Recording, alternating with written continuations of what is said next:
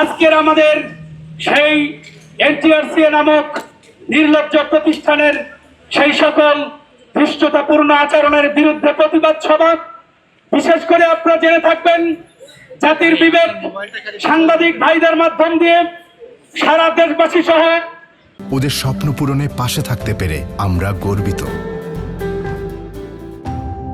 দেশের যারা কর্ণধারে দায়িত্বশীল আছেন তাদেরকে জানাতে চাই, এনটিআরসি নামক এই নির্লজ্জ প্রতিষ্ঠানটি বিগত ফ্যাসিস্ট আওয়ামী লীগ সরকারের সময়ে ফ্যাসিস্ট মন্ত্রী ডাক্তার দীপু মনি এবং মাহবুবুল হাসান নওফল সহ ফ্যাসিস্টদের সাথে নির্লজ্জ তাদের সেই কার্যক্রমের সাথে একত্রিত হয়ে এনটিআরসি এর কিছু নির্লজ্জ কর্মকর্তা যারা সিন্ডিকেট করে 1 থেকে 12তমদের বৈধ সনদগুলোকে বাতিল করার হীনতাই তারা করেছে।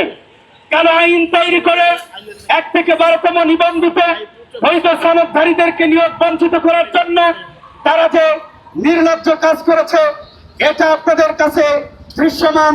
আপনারা জানেন ইতিমধ্যেই সারা বাংলাদেশ থেকে যেই হারে জাল সনদ প্রকাশিত হতে শুরু করেছে, আপনারা জানেন বিভিন্ন মিডিয়া এবং পত্র পত্রিকার মাধ্যমে প্রকাশ পেয়েছে এনটিআরসি হাজার হাজার জাল সনদ দিয়েছে এবং জাল সনদের বাণিজ্য করেছে।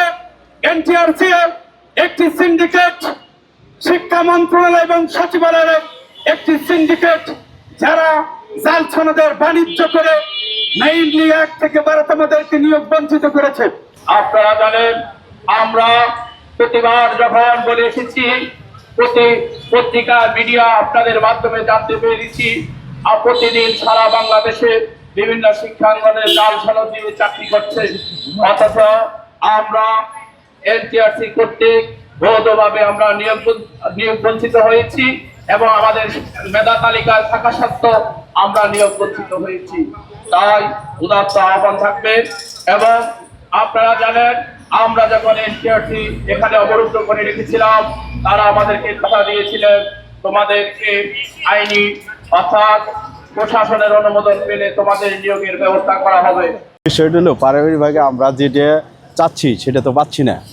অতএব আমরা যে অনেকদিন যাবৎ যে আন্দোলন করে চালাই আসছি, সেই আন্দোলন অনেক আশা আকাঙ্ক্ষা আমাদেরকে দিছে, কিন্তু তারপরেও দেখা যাচ্ছে যে তারা 7ম গণবিজ্ঞপ্তি প্রকাশ করেছে। সেই 7ম গণবিজ্ঞপ্তিতে আমাদের 1 থেকে 12তম নিবন্ধনধারীদের কোনো আশা আকাঙ্ক্ষা নেই।